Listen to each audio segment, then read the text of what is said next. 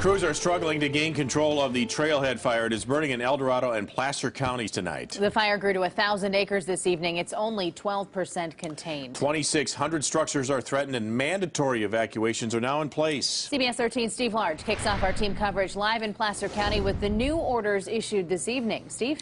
And I'm standing just outside the evacuation area, and over my shoulder you can make out just a glimpse, a glittering glow of this fire that is still burning in Placer and El Dorado counties.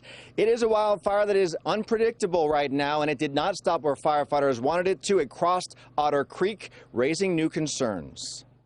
The all-out air attack on this fire could not stop it from reaching closer to more homes, forcing new road closures and new mandatory evacuation orders for mountain neighborhoods in El Dorado County.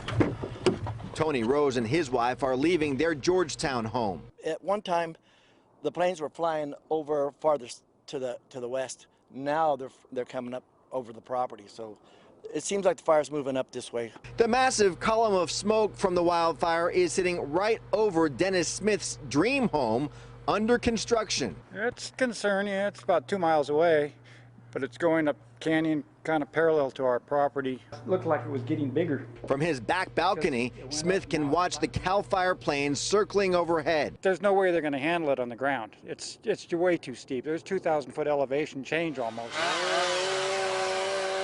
Ground crews are working, clearing brush and carving out fire breaks to keep homes safe.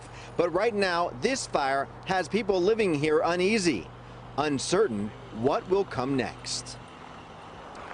Day 3 of the firefight begins tomorrow morning with new air attacks. There are now 1,900 firefighters here fighting this fire, some from as far away as Los Angeles County. All right, Steve, thanks very much. Live for us tonight in Placer County. And Christina, the winds are a problem there. Oh, that's for sure. And the temperature out there, Dave. Yeah. We're hoping for a little break here at some point. Yeah, tomorrow we should see a little cooling. Today we saw highs into the 90s, pretty close to 100 degrees. Now, the winds are a factor. They're not super strong. They're just really variable. So I want to show you what's going on here tonight. Basically coming in from the south and southwest, which is kind of what we see during the daytime hours up there on this fire. Current temperature is 77 degrees. Winds are southwest 5, gusting to 10. But coming up through this canyon, there's Forest Hill right there. This is the middle fork right through here of the American River Canyon. You're looking at a Venturi effect of accelerating those winds. So right now, winds are coming in this direction.